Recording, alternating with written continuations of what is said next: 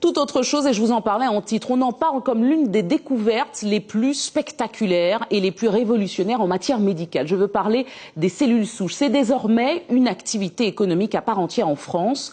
Le Parlement l'a autorisé mi-juillet sous le contrôle de l'Agence de la biomédecine et la décision a été validée par le Conseil constitutionnel début août. 5 projets de traitement des maladies cardiaques, du cancer de la peau et du diabète sont en cours. Mais alors comment fonctionne la thérapie cellulaire ? Avant d'en parler avec notre invité, chercheur, voyez ce reportage. Un laboratoire et une usine à la fois. Ces biologistes manipulent des cellules humaines destinées à réparer un organe malade. C'est la thérapie cellulaire. Pratiquée ici pour la première fois à l'échelle industrielle. Avec ce laboratoire public de 80 millions d'euros, la France part à la conquête de la médecine de demain. Le marché de la thérapie cellulaire est un marché en pleine émergence. C'est une réserve de croissance considérable. Il progresse de 20 à 40% par an. Si on veut être le leader demain, il faut investir aujourd'hui. En effet, de 500 millions d'euros en 2012, le marché de la thérapie cellulaire devrait grimper à 5 milliards en 2015, 10 milliards en 2020.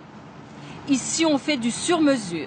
Le principe est de guérir un malade avec ses propres cellules.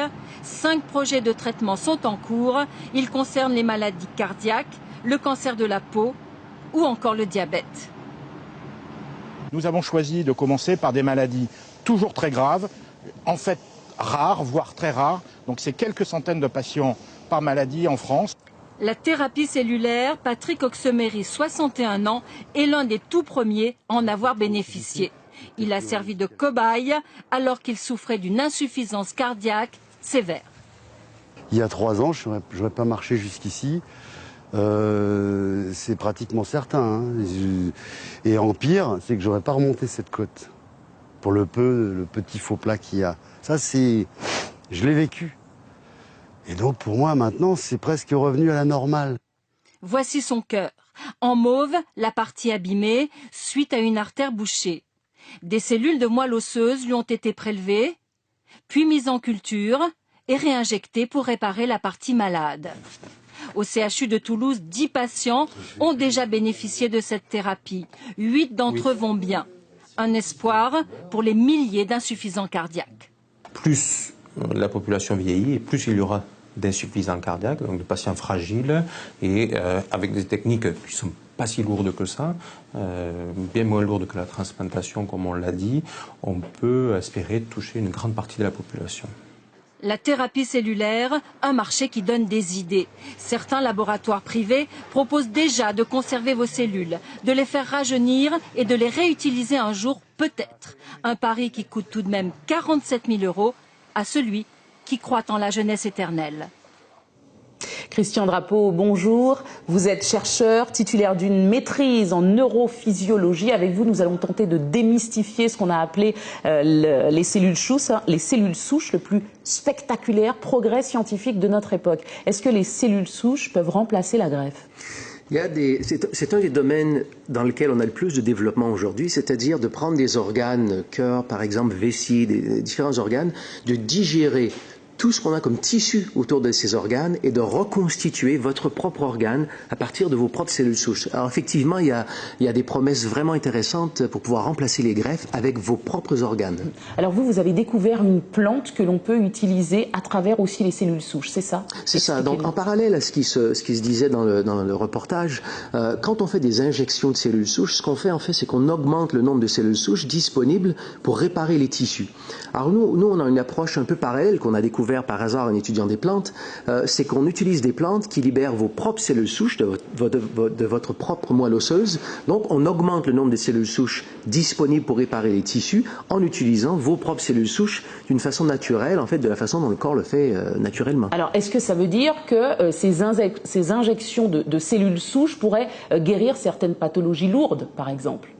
Ah, tout à fait. Il faut voir qu'il y a énormément de développement qui s'est fait dans le domaine au cours des 10 dernières années et différentes controverses sur les cellules souches embryonnaires. On peut porter ombrage à tout ça, mais il y a plusieurs équipes dans le monde qui utilisent déjà les cellules souches adultes depuis plusieurs années avec des résultats intéressants en termes de infarctus du myocarde, cardiomyopathie générale, diabète, différents problèmes. Mais vous, personnellement, au cours de votre étude, vous avez fait des découvertes majeures et révolutionnaires peut-être ? Ah ben, on a découvert différentes plantes comme ça qui ont un effet au niveau des cellules souches, en libérant les cellules souches, en facilitant leur migration au niveau des tissus, et on a des résultats comparables à ce que d'autres équipes ont obtenu par injection, c'est-à-dire justement des améliorations vraiment marquées en cas de cardiomyopathie, par exemple. Oui. Des gens qui étaient sur des listes de transplantation cardiaque et puis 2-3 mois après se retrouvent avec des vies tout à fait normales. Mais alors pourquoi la pharmacopée française a pris autant de temps pour permettre justement une activité économique réelle, comme on l'a dit au mois d'août? Pourquoi autant de temps? Si c'est vraiment vérifié. Oui, c'est une question qui est assez complexe parce que il y a différents éléments. Premièrement, c'est une explosion dans le monde de la médecine. Je pense qu'on n'a jamais vu quelque chose de pareil. La littérature scientifique est tellement prolifique dans ce domaine de recherche que personne n'est vraiment au courant de tout ce qui se fait. Donc plusieurs laboratoires à travers le monde ont développé leur propre protocole et d'autres laboratoires ne sont pas au courant. Donc il y a eu une espèce de confusion, si je peux dire, scientifique. Donc c'est un des éléments. Autre élément, c'est une approche qui n'est pas, je dirais, guidée par le diagnostic. C'est pas guidé par un Parkinson ou un Alzheimer ou un diabète, c'est guidé par un phénomène physiologique du rôle des cellules souches dans le corps. Donc du coup, ça rentre pas bien dans la conception médicale traditionnelle. Donc il y a différents éléments qui ont fait en sorte que ça a tardé un peu à démarrer, mais c'est déjà utilisé depuis plusieurs années. Vous organisez une conférence dimanche. Dimanche, ici à Madiana en Martinique et en Guadeloupe samedi, justement sur tous ces sujets. Merci beaucoup. Merci Christian Drapeau. Je rappelle que vous êtes chercheur et titulaire d'une maîtrise en neurophysiologie. Vous nous avez parlé des cellules souches. Merci beaucoup. C'est moi qui vous remercie.